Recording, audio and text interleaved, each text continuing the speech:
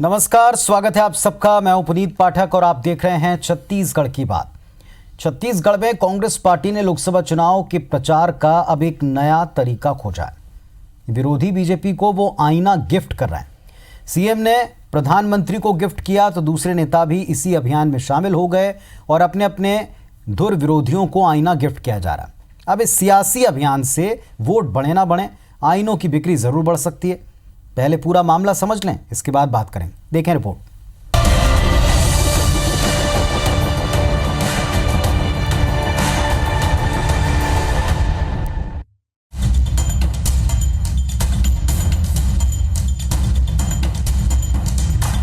CM Bhupesh Baghel ने PM Narendra Modi को gift भेजा है, वो भी ऑनलाइन ऑर्डर के जरिए। भेजने के बाद बकायदा सीएम ने सोशल मीडिया पर ऑर्डर डिटेल भी डाला। गिफ्ट बॉक्स में एक आईना है। सोमवार को भेजा गया ये आईना बुधवार या गुरुवार को प्रधानमंत्री निवास 7 लोक कल्याण मार्ग दिल्ली पहुंच जाएगा। सीएम ने इस गिफ्ट के साथ एक संदेश भी भेजा है। प्रधानमंत्री नरेंद्र मोदी जी, मैं आपको ये आईना तोहफा स्वरूप भेज रहा हूँ।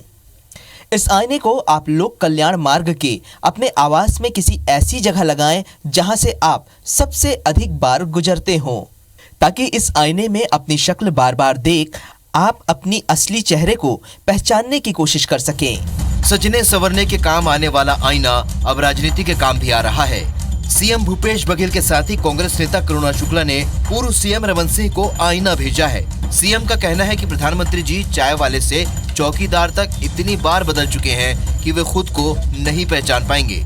मोदी जी से हम ये पूछना चाहते हैं, आप अपने आप को पहचानते कि नहीं पहचानते? थोड़ा आईना देख लीजिए, कैसे चौकीदार हैं। तो कभी आप चाय वाला बनते हैं, कभी फकीर बनते हैं, कभी चौकीदार बनते हैं, फिर आप बनारस को कोयटा बनाने की बात करते हैं, बुलेट ट्रेन चलाने की बात करते हैं, आधी रात को लोकसभा चालू करके जीएसटी लागू करते हैं, बोलते दूसरी आज़ादी है। इधर आईना पॉलिटिक्स से उत्साहित छत्तीसगढ़ कांग्रेस नेता शैलेश नितिन त्रिवेदी ने भी एक गिफ्ट पैक करा लिया। वो इसे बीजेपी प्रदेश अध्यक्ष विक्रम उसेंडी को भिजवा रहे हैं। बीजेपी शीशे की सियासत को सरकार और सीएम की मजबूरी बता रही है। 70 दिन का मुख्यमंत्री, 15 साल के मुख्यमंत्री और 5 साल के प्रधानमंत्री को आईना दिखाने का कृत्य कर रहा है। ये छोटी मानसिकता बताती है कि कैसे हम छोटे मन से कभी बड़ा नहीं हो सकता, और इतना छोटा मन कि इतनी बड़ी बड़ी बात 70 दिन में करने लगा है। इस जमीन में पैर रख के चलना चाहिए। गिफ्ट में मिले आईनों का नेता इस्तेमाल करेंगे या कूड़े में फेंकेंगे ये तो पता नहीं, लेकिन इसी बहाने आईना बेचने वालों का भला जरूर हो रहा है। अगर ऐसा अभियान ये चालू रखते हैं, कांग्रेसी भाजपाइयों को और भाजपाई कांग्रेसियों को ये दूसरे को आईने का आदान प्रदान करते हैं, तो इसमें हम ग्लास व्यापारियों को बड़ा फायदा है और कहीं ना कहीं हमारे उद्योग में इससे अच्छा खासा विकास होगा इसका। शीशे वाली इस सियासत में नतीजा जनता तय करेगी। लोग जिसे चाहेंगे वो आईना दिखेगा, जिसे चाहेंगे वो दिखाएगा। Bureau report, IBC 24। तो साहब, आईना दिखाने की पॉलिटिक्स शुरू हो गई है। आईने एक दूसरे को गिफ्ट किए जा रहे हैं। जो जिसका विरोधी है वो अपने समकक्ष को आईना भेज करके चुनाव के वक्त में दरअसल उनके वायदे या उनकी घोषणाएं याद दिलाने की कोशिश कर रहा है। इन सब के बीच में आम जनता के मन में, आपके मन में सवाल उठ सकता है कि दरअसल इस पॉलिटिक्स को केवल प्रतिमान के तौर पर इस्तेमाल किया जा रहा है। वाकई इससे जनता को भी कुछ फायदा होगा, क्योंकि असली आईना जनता ने आप ही दिखाने वाले हैं। हमारे साथ में दोनों पक्षों से बहुत ही जिम्मेदार नेता जुड़ रहे हैं इस मंच पर। कई बार आप इनको देख सुन चुके हैं। राजेंद्र तिवारी जी हैं, कांग्रेस की तरफ से अपनी बात रखेंगे। वरिष्ठ नेता हैं कांग्रेस के केदार गुप्ता जी हैं, भारतीय जनता पार्टी की तरफ से पक्ष रखेंगे। ये भी मुखरता से अपनी बात रखते हैं। आप दोनों का स्वागत है इस मंच पर। राजेंद्र तिवारी जी, नई तरह की पॉलिटिक्स कांग्रेस ने शुरू की। हालांकि ये नई इसलिए नहीं कहेंगे कि कुछ दिन पहले दिल्ली में भी जो दिल्ली के प्रवक्ता थे वो उन्होंने एक अपनी तरफ से एक टी-शर्ट भेजने का काम किया था, वो भी पार्टी के एक बड़े नेत्री को। आप समझ रहे होंगे इशारा किस तरफ है। अब ये पॉलिटिक्स आईने को लेकर शुरू हो गई। क्या कहोगे आप इस पर? जरूरत है? पुनीत जी, आईना तो एक प्रतीक है जी, एक उपमा है, एक प्रतिमान है। भूपेश बघेल जी ने जो आईने के माध्यम से बात कही है वो विचारणीय है और उल्लेखनीय है। उन्होंने जो पत्र लिखा है वो पत्र भारत के प्रधानमंत्री को लिखा है, मोदी जी को लिखा है, मोदी जी को लिखा है। भारत के प्रधानमंत्री से सवाल करेंगे तो बहुत लंबी बात हो जाएगी। नरेंद्र मोदी जी से पूछा है कि भैया आपका असली चेहरा कौन सा है? ये आईना देख कर, आप आईना देखिए, क्योंकि देश की जनता समझ नहीं पा रही है। कभी आप सेवक बनते हैं, कभी आप चौकीदार बनते हैं, कभी आप चाय वाला बनते हैं, और जब चौकीदार बनते, सेवक बनते हैं तो रातों रात आप जीएसटी लगाते हैं, खड़े पैर आप नोटबंदी लगाते हैं, और 125 लोग उस नोटबंदी के चक्कर में मर जाते हैं, उनको संवेदना का एक शब्द नहीं कहते हैं, जीएसटी लगाते हैं। मैं जीएसटी के बारे में भी आज उन्होंने चिट्ठी लिखी है। मेरे भाई केदार गुप्ता जी हैं तो बड़े समझदार व्यापारी भी हैं, और मुझको आज चेंबर के एक पदाधिकारी ने, भरत बजाज ने, जब जीएसटी की जटिलता बताई तो मुझको चक्कर आने लग गया कि व्यापारी किस तरह से बेचारे काम कर रहे होंगे। ऐसी ऐसी विसंगति बताई उन्होंने, और वो विशेषज्ञ है उसके, उसी का काम ही कर देखते हैं और करते हैं। तो जो वरल्यानी जी ने कहा था वो तो एक बिंदु पर कहा था, इन्होंने तो लंबे चौड़े किस तरह से व्यापारी परेशान हो रहे हैं उसकी व्याख्या की। खैर आज जीएसटी का मामला नहीं है, मगर जीएसटी की जटिलता के बारे में बात हुई, और जिस तरह से ये काला धन लाने की बात करते थे, ऊपर से सफेद धन यहां से कभी नीरव मोदी लेकर के चले गए, कभी ललित मोदी लेके चले गए, कभी विजय माल्या लेकर के चले गए। काला धन विदेश से लाएंगे वो तो जाने दीजिए, यहाँ देश का सफेद धन बाहर चला गया। तो ये चौकीदारी कैसी हो रही है भाई, जिसमें लुटेरे चोर चले जा रहे हैं? या तो फिर चौकीदार की सांठगांठ है। अगर किसी घर में चोरी होती है और चौकीदार है वहां, तो पुलिस पहला शक तो चौकीदार के ऊपर करती है। आए दिन हम लोग अखबारों में ये किस्से पढ़ते हैं। लेकिन इस पर आपने रिएक्शन देखा होगा, इस पर आपने रमन जी का रिएक्शन देखा होगा। उन्होंने कहा कि अभी इतने कम वक्त का एक स्टेट का मुख्यमंत्री का 15 साल के सीएम के ऊपर या देश के पीएम के ऊपर इस तरह का वार करना, दरअसल वो किस शब्द की तरफ कह रहे थे? ऊंची मानसिकता की तरफ उनका इशारा था। जनता कैसे लेगी इसको? ये ऊंची मानसिकता नहीं है। इस सबसे बड़ी दुर्भाग्य की बात ये हो गई है पुनीत जी, जो बहुत ज्यादा विचारणीय मैं समझता हूं। इस देश में अगर आपने प्रश्न पूछा, भूपेश बघेल जी का कद तो बहुत ऊंचा है, वो एक प्रांत के मुख्यमंत्री हैं जिसको 3/4 बहुमत मिला हुआ है। उनका तो अधिकार है, मेरे जैसे यहां बैठे हुए तमाम लोगों को, राह चलते एक नागरिक को भी यह अधिकार है। हमारी स्वतंत्रता ने इस बात का, हमारे संविधान ने हमको इस बात का अधिकार दिया है कि हम देश के प्रधानमंत्री से खड़े होकर के सवाल पूछते रहें। यह सवाल पूछा था एक नौजवान ने पंडित जवाहरलाल नेहरू से आजादी मिलने के थोड़े ही दिन बाद, और खड़ी भरी सभा में, उस समय ऐसी सिक्योरिटी नहीं होती थी, आपने क्या किया है मेरे लिए? तो पंडित जी ने जवाब दिया, बेटा तू सवाल पूछ रहा है, ये दिया है हमने। पहले तो अंग्रेजों के समय में तुम सवाल भी नहीं पूछ सकते थे, तो हमारा संविधान सवाल पूछने की इजाजत देता है। और सवाल का जवाब अगर नहीं दिया गया, घुमाया फिरा, तो फिर उसका जवाब भी जनता ही देती है पूरी तरह से। तो ये सवाल पूछने पर भी ओछापन। अरे भाई, आप 5 साल के बाद हमको आईना दिखाइएगा, हमने कितना काम किया है प्रदेश में। आप खड़े होकर के 5 साल हो जाने दीजिए, हमने 18 अपने जो घोषणा पत्र थे 18 बिंदुओं को पूरा किया है पुनीत जी। हम लोग बैठे हुए थे उस दिन मुख्यमंत्री जी के साथ। मुख्यमंत्री जी इस बात को बता रहे थे, एक चैनल में बैठे हुए थे, और हम लोग गौरवान्वित थे कि 36 बिंदु दिए हैं अपने घोषणा पत्र में कांग्रेस ने, जिसमें 18 घोषणा पत्र 100 दिन के भीतर पूरे कर लिए गए हैं। हमारा 5 साल होने दीजिए, आप हमको भी आईना दिखाइएगा कि हमने क्या काम किया, क्या काम नहीं किया। ठीक है, आईना केवल एक प्रतिमान है। केदार गुप्ता जी, प्रश्न पूछना क्या गुनाह है? पहली बात कि आप लोग ये कहते हैं कि जिसने सवाल पूछा दरअसल वो ज़मीन से उठ गए हैं, या उनकी क्या एक तरह से राजनीतिक तौर के ऊपर उनकी क्या जगह आप दिखाने की कोशिश करते हैं? आईना वैसे जनता दिखाती आई, क्या विपक्ष, जो देश का विपक्ष है, वो अगर आईना दिखा रहा तो बुरा क्यों लग रहा है? देखिए, इतने बड़े पद पर बैठे प्रदेश के मुख्यमंत्री अगर आईना पॉलिटिक्स करते हैं तो इनके पास इतना समय है कि ऐसी व्यंग्यात्मक चीजें, और उस कुर्सी में बैठकर जिसमें सोने का समय नहीं मिलता हो, ये बात करते हैं? क्या इसके आधार पर वो राजनीति का स्तर इतना नीचे गिराना चाहते हैं? अरे जो लोग आईना देख नहीं सकते, अच्छा हुआ वो आईना भेज रहे हैं। अगर ये आईना देखते तो छत्तीसगढ़ प्रदेश की जनता इनसे पूछती कि सिर्फ 3 महीने में 9,000 करोड़ का लोन ले लिया। छत्तीसगढ़ की जनता दिखती उस दर्पण में और उनसे पूछती कि जो शराबबंदी आपने घोषणा की थी, कहते थे कि अब रमन सिंह चाउर वाले बाबा नहीं दारू वाले बाबा, सरकार की दुकानों में शराब बिकती है, वो पूछती कि आप सरकार की दुकानों में नहीं बिकती शराब? ये युवा जो 25 लाख रजिस्टर्ड हैं, उनको आपने ये कहकर उनका वोट लूट लिया कि आपको हम बेरोजगारी भत्ता देंगे। वो आईने में जब इनको दिखता है ना, तो कपकपी आती है कांग्रेसी मुख्यमंत्री को, और वो आईने को पैक करके सोचते हैं कि इसको वहां भेज दिया जाए जो आईना देख सकता है। और मैं दावे के साथ कह सकता हूं, माननीय प्रधानमंत्री नरेंद्र मोदी आईना देख सकते हैं, और जब वो आईना देखेंगे ना ये, तो उसमें बापू की तस्वीर दिखेगी, जो बापू कहेंगे धन्य हो मोदी जो तेरे पास आज प्रधानमंत्री का। मैं एक लाइन, मेरी एक लाइन पूरी हो जाने दीजिए। धन्य है प्रधानमंत्री मोदी, कांग्रेस ने तो 50 वर्षों में मेरा एक भी काम नहीं किया, तूने छोटा काम स्वच्छता अभियान तो पूरे देश में छेड़ दिया। धन्य हो मोदी, तूने उन महिलाओं को उज्ज्वला गैस योजना तो दे दी। धन्य हो मोदी कि तूने मुद्रा बैंक योजना से आज 12 करोड़ लोगों को रोजगार दे दिया। आईना तो साहब हम ही लोग देख सकते हैं जो जवाब दे सकते हैं। केदार जी, ऐसा लगने लगा जैसे कि ये प्रचार का मंच बन गया। एक सवाल सीधा सा था, आईना अगर पॉलिटिक्स के तहत बीजेपी देखती है, जवाब कैसे देगी? क्या जवाब होगा?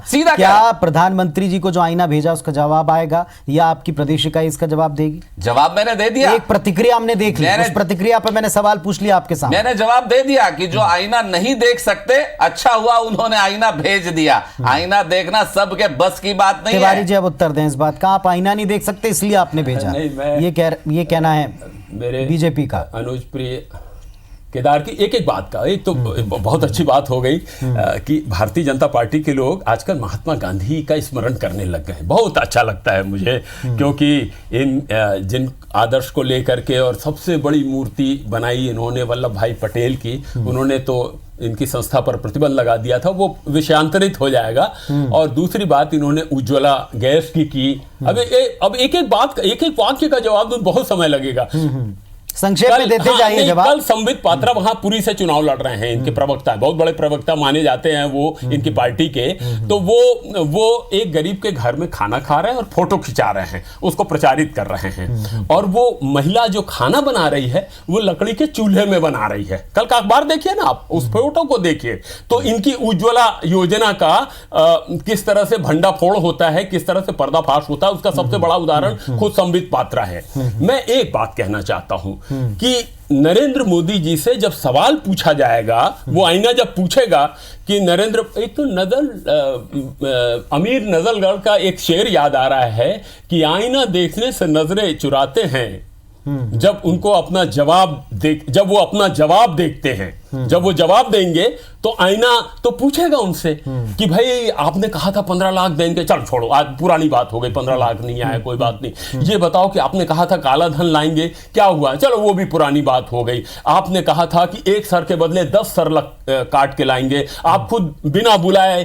कांग्रेस का तो कोई नहीं, सुनिए ना, ये आईना पूछेगा, उत्तर आएगा, ये आईना पूछेगा इनसे। आईना तो पूछ रहा, हाँ, कि बिना बुलाए बिरयानी खाने क्यों गए थे पाकिस्तान में, ये सब बातें आईना पूछेगा। सीधा सवाल, हाँ, तो क्या आईने का जवाब कुछ आएगा? क्योंकि वो तो ये अभी से कह रहे हैं कि आईना उन्होंने भेजा जो आईना देखने की हिम्मत नहीं करते, क्या वहां से जवाब आएगा? इसीलिए तो अमीर का मैंने शेर पढ़ा ना कि जब उनको नजरें चुराएंगे वो आईना देखने से, क्योंकि आईना तो हकीकत बयान करेगा।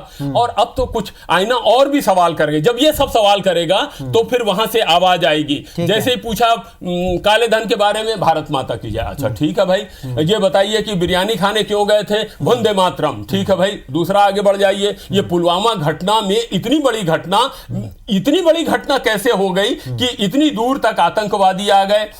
आप जवाब दीजिए, नहीं आप देशद्रोही हैं, आप सवाल पूछ रहे हैं, आप देशद्रोही हैं। यानी हर बात का सवाल अब राष्ट्रवाद से जोड़ करके देखा जा रहा है। 5 साल में जो काम हुए हैं पुनीत जी, उसकी व्याख्या करो, आप उसके बारे में बताओ कि खड़े पैर आपने नोटबंदी कैसे लागू की। उत्तर दें इस बात का। तो मुझे थोड़ा समय दीजिएगा। राजेंद्र विख्या तो हम सबके बहुत वरिष्ठ नेता है और उनके ज्ञान के आगे मैं बहुत छोटा हूं, नतमस्तक करता हूं, पर बोलना अवश्य पड़ेगा। ये कह रहे थे कि माल्या को, नीरव मोदी को, इनको लोन किसने दिया?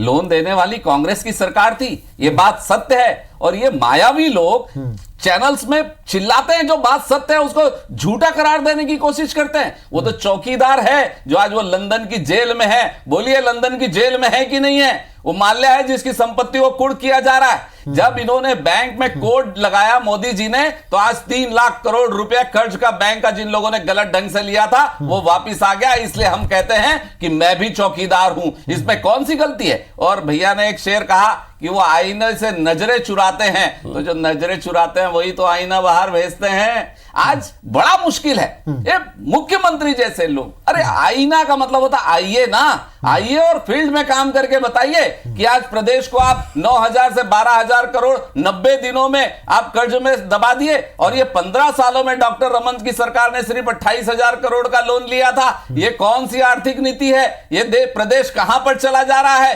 किसको कौन आईना दिखाएगा? अरे भाई साहब, आईना वाईना छोड़ो और आइए ना, फील्ड में काम करिए। आपको बहुमत मिला, 68 सीटें मिली है, काम करिए। केदार जी एक मिनट, जो सवाल उन्होंने पूछे उसका उत्तर क्यों नहीं? सवालों के बदले सवाल क्यों? ये जनता के मन में भी आता होगा। भाई उन्होंने कहा कि चाय वाला और उन्होंने कुछ सवाल छोड़े आईने के साथ, आपने उनके ऊपर सवाल कर दिए। मैं देता हूं जवाब। जवाब कहां है? मैं दे रहा हूं जवाब दोनों तरफ से अभी दे रहा हूं। उन्होंने सिर्फ सवाल ये पूछा है कि आपका असली चेहरा क्या है। आप कभी चाय वाला बोलते हैं, कभी चौकीदार बोलते हैं। ये भी तो उपमा है। जैसे अगर आईना उपमा हो सकता है, प्रतीक हो सकता है, तो नाम क्या उपमा नहीं हो सकता? निश्चित रूप से नरेंद्र मोदी 56 इंच का सीना है। उनका असलियत अगर उस आईने में दिखेगा तो आप देख लेना। एयर स्ट्राइक दिखेगी, उसमें सर्जिकल स्ट्राइक दिखेगी, और उसमें वो अभिनंदन को वापस आते हुए एक बात और है केदार जी, एक बात और, एक तरफ आप कहते हैं सर्जिकल स्ट्राइक, एक तरफ बिल्कुल ठीक आपने जवाब दिया। एक तरफ आप लोग कहते हैं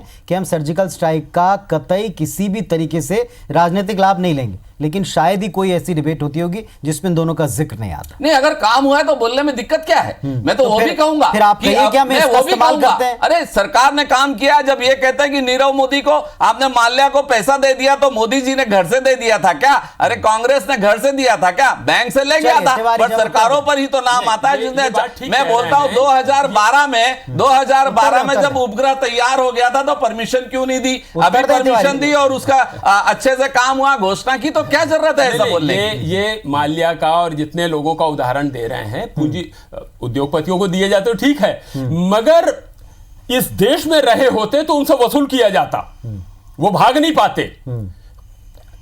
चौकीदारी की बात इसलिए हो रही है क्योंकि वो भाग करके चले गए। वो अगर इस विषय छोड़ेंगे तो बहुत लंबा समय हो जाएगा। पुनीत जी, मैं एक दो बात कहना चाहता हूं। मैं बहुत पढ़ने का भी आदी हूं, और भारत के जो प्रधानमंत्री होते हैं, 130 करोड़ का ये देश है, सबसे बड़ा प्रजातंत्र है पूरी दुनिया में। इसके प्रधानमंत्री की एक गरिमा होती है। मैंने, आप निकाल करके देख लीजिए यूट्यूब में तो, और आजकल नेट में तो हर चीज मिल जाती है।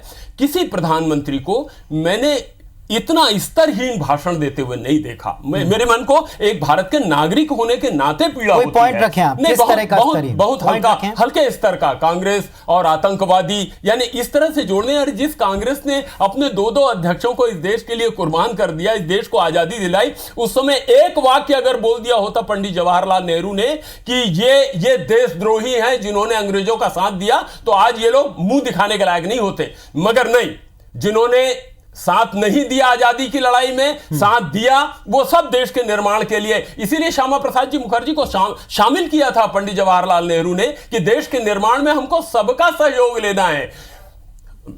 कभी आजादी की लड़ाई में यद्यपि वर्तमान में आते हैं, नहीं, मैं ये कहना चाहता हूं, मैं प्रधानमंत्री की बात को, मैं प्रधानमंत्री का जो भाषण सुनता हूं, मैं बहुत बहुत पीड़ा महसूस करता हूं। मैं अब पूछने लग जाऊं, हालांकि मुझको अच्छा नहीं लग रहा है। वो बार-बार आपसे एक सवाल पूछ रहे हैं, वो बार-बार आपसे एक सवाल पूछ रहे हैं, आपने पत्नी को क्यों छोड़ दिया? ठीक है, ये क्यों किया?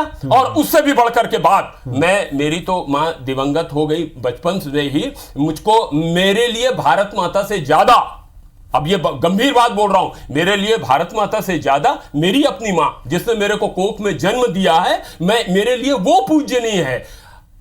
90 साल की बूढ़ी माँ को अरे कभी पूछो उससे दवाई लिया कि नहीं, तेरी तबीयत कैसी है? हम थोड़ा माँ, विषय पर आते हैं तिवारी जी। उसको प्रचार के थोड़ा सा विषय पर आते हैं। नोटबंदी में खड़ा कर दिया। नहीं, मैं ये कह रहा हूं कि मैंने ऐसा दृश्य नहीं देखा भाई। जी, जी, जी। मैं ऐसा दृश्य, सिंपल सी हर बात है, परिवार एक सवाल उन्होंने आपसे नहीं, पूछा। ये दर्द जो है, नोटबंदी का दर्द, जीएसटी का दर्द या महंगाई का दर्द, ये सारा दर्द वो लोग भोगते हैं, वो लोग जानते हैं जिनका परिवार होता है। ठीक है। जिसने परिवार ही नहीं देखा, परिवार ही नहीं चलाया, उसको इन बातों का, गुप्ता जी जवाब देंगे इस बात का। देखिए, मेरे सवाल का जवाब तो नहीं आया, नहीं, पर मैं क्रमशः मैं जवाब देना चाहता हूं। अरे पूरे देश, भारत देश की माताएं जिसकी मां है वो अपनी एक मां की चिंता क्यों करे? उसको अगर दवाई की चिंता है तभी तो आयुष्मान भारत योजना में 5 लाख रुपए का स्वास्थ्य बीमा उसने कराया है। और मुझे दुख होगा, मुझे राजेंद्र भैया, मैं आपसे चरण छूता हूं, मुझे दुख होता है, दुख होता है कि यही भूपेश सरकार, पहले अपनी मां का सम्मान करो, फिर भारत माता की बात करो। आयुष्मान योजना मेरी माता होती एक तो मेरे लिए प्रधानमंत्री के पद से बड़ा पद होता उसका। पूछना चाहता हूं, अरे क्या एक ही मां है? और क्या भारत देश में रहने वाली मेरी माताएं, मेरी बहनें, क्या वो आयुष्मान कार्यालय में जाकर गोली खाती है? और मोदी अगर उनसे पूछता है तो क्या गुनाह करता है? ऐसा प्रधानमंत्री है हालांकि ये बड़ा व्यक्तिगत है, मगर जिस स्तर की भाषा जिसका भाई अपना काम करता है और वो प्रधानमंत्री है, मुझे बताइए, आज उद्योगपति ने पूछा कि अरे कौन सा व्यापार वाड्रा करते थे कि 15 साल पहले और आपके सबसे बड़े नेता, आपके सबसे बड़े नेता अटल बिहारी वाजपेयी ने कहा था कि आप राजधर्म का पालन कीजिए। तो प्रधानमंत्री नरेंद्र मोदी जी, अरे पूरा देश की माता है, हमारी राजधर्म का पालन कीजिए, पूरे देश की मां के प्रति अपने दायित्व का निर्वहन कीजिए हमारे और देश के नौजवान देश की जनता के प्रति अपने राजधर्म का पालन कीजिए। केदार जी और तिवारी जी, अब मूल मुद्दे के एक सवाल पर आते हैं। केदार जी, एक बार आप स्वयं अपना वो सवाल पूछेंगे जिसके जरिए आप आईना दिखाना चाहेंगे विपक्ष को, जो आप कह रहे थे कि वो आईना देख नहीं पाए और इसलिए उन्होंने भेज दिया। देखिए, एक सवाल पूरे प्रदेश का जलन कहा था शेर में कि वो आईनों से नजरें चुराते हैं। तो जो लोग नजरें चुराते हैं, जो सवाल पूछा मैं उसका जवाब निश्चित रूप से पूछे। आप अपना सवाल पूछना चाहता हूं कि आईना का जवाब मैं भी पूछना चाहता हूं कि आप बता दें कि शराबबंदी कब होगी। आप बता दें, बता दें शराबबंदी करेंगे, बता दें। आपने जैसे आपने ये प्रतिबद्ध हैं, मगर ये नहीं कहा था कि जैसे एक दिन में नोटबंदी कर दिया वैसे एक दिन में शराबबंदी कर दिया ताकि विषाक्त शराब पी करके लोग मरने लग जाएं। मैं समझ चाहता हूं कि जीएसटी, अगर मोदी जी प्रधानमंत्री हैं तो 12 बजे लागू होगा जीएसटी, पर 12 बजे किसी आतंकवादी के लिए सुप्रीम कोर्ट नहीं खुलेगा और उसकी वकालत करने के लिए कांग्रेसी वकील खड़े नहीं होंगे। अरे मैं कह रहा हूं, अरे आतंकवादियों के लिए 12 बजे जब कोर्ट खुलता है उसकी बात नहीं होती, पर देश की अर्थव्यवस्था को जीएसटी के रूप में जो कांग्रेस की सरकार ने बरसों नहीं कर पाया, वो अगर लागू होता है तो कांग्रेस की सरकार आरोप लगाती है क्या वो चाहते नहीं देश आर्थिक रूप से सक्षम हो? आज 1 लाख करोड़ रुपए जीएसटी 12 बजे लागू होगा और आतंकवादियों के लिए 12 बजे कोर्ट नहीं खुलेगा। आतंकवादियों को गोलियां मिलेगी जिससे हमारे मेरे को बेचेंगे और जीएसटी अगर इन्होंने है वो इनकी जिम्मेदारी है तो वो मुझको अपराधी मैं होऊंगा। ऐसी जटिलता है जीएसटी की। एक एक जटिलता बताऊं कि ये व्यापारी बेचारे कैसे जिंदा रह रहे हैं। कम से कम आप केदार जी, आप बेहद समझदार आदमी हैं, मैं आपको बुद्धिजीवी भी समझता हूं, बहुत उत्कृष्ट व्यापारी भी समझता हूं। आप कैमरे के सामने न बोले, कैमरे के बाहर जाकर के आप जानते हैं कि कितनी जटिल परिस्थिति में डालकर रखा है छोटे व्यापारियों को जीएसटी के नाम पर। जी, 2 सवालों के जवाब उन्होंने दिए, बस 2 सवालों के। एक कर्ज की बात वो कर रहे थे कि प्रदेश को कर्जदार बना दिया, दूसरा शराबबंदी का उत्तर आपने दे दिया कि हमने एक दिन में नहीं करना था, तीसरा जीएसटी पर आपने उनसे सवाल पूछा। फाइनली क्या आपको लगता है इस आईने का जवाब आएगा? पहला आईना पॉलिटिक्स पर हमने बात की, वो उसे पॉलिटिक्स कहते हैं, आप कहते हैं ये जनता आईना दिखा देगी, आप देखें ना देखें। आपको लगता है इसका जवाब आएगा? जवाब नहीं आएगा तो जनता तो देगी ही। मगर मैं जो अभी आपने एक सवाल पूछा ना कि वो कर्ज ले उत्तर- लिया, उत्तर, हाँ ठीक है। उसका भी उत्तर देने बिल्कुल, इनको जल्दी से। मोबाइल बांटना था, इनको वो स्काई वॉक जो छत्तीसगढ़ की छाती में गड़ा हुआ है खंबा, उसके लिए पैसा चाहिए था। और मैं नई व्यक्तिगत आलोचना किसी की ठीक नहीं है। करना चाहता, ठीक है। मगर डी के हॉस्पिटल में जो रोज नए घोटाले खुल रहे हैं, दाऊ ठीक है। कल्याण सिंह हॉस्पिटल को जिस ठीक तरह है। से गिरवी रख करके पैसा लिया गया, और मैं और जिस आधार पर लिया गया है कि ऑडिटर बोलता मेरे दस्तखत ही नहीं है। ठीक बात है। चलिए, इस तरह के टिप्पणी करें फर्जी गुप्ता काम जी। के लिए पैसे थे। किसानों की गुप्ता जी, कर्ज जल्दी माफी से के लिए जल्दी से अगर हमने टाइम हो कर्ज लिया है, किसानों को 2500 रुपए उनकी धान का केदार जी, जल्दी समर्थन से मूल्य अपना उत्तर दिलाने के लिए कर्ज लिया है, बदलापुर की तो भाई राजनीति ये है, इसके अपराधी हो लोकसभा सकते चुनाव हैं है, कि हमने इसलिए किसानों की डॉक्टर कर्ज माफी के लिए जो कर्ज प्रदेश लिया को है, एक सुपर जो सजा स्पेशलिस्ट देना चाहेगी हॉस्पिटल जनता देना हमको चाहता दे था, देगी। वो क्योंकि एक चलिए साहब, एक केदार मुख्यमंत्री जी, का केदार दमाद है, जी। इसलिए उसको घेरा जा रहा है। ठीक है। जांच हो ठीक है, जाने ठीक है, दीजिए, ठीक है। चीजें सामने मैं आएंगी। व्यक्तिगत टिप्पणी और हम नहीं कहते करना हैं चाहता गुप्ता जी, हूं, तिवारी मैं जी, एक अखबार में पढ़ रहा हूं रोज उसको उनके सजा घोटाले, मिले, पर रोज इतना उनके पैसा घोटाले है, अखबार वाले उजागर कर रहे हैं। क्या है तिवारी जी, गुप्ता जी, कर रहे तिवारी जी, हैं गुप्ता जी। अखबार सरकार वाले। के पास कोई काम नहीं है। सरकार नहीं कर गुप्ता रहा है, जी, सरकार तो गुप्ता जी, गुप्ता जी, सरकार ने एक मिनट। करोड़ रुपए काम दे दिया है जांच एजेंसी को। तिवारी जी, गुप्ता जी, एक मिनट।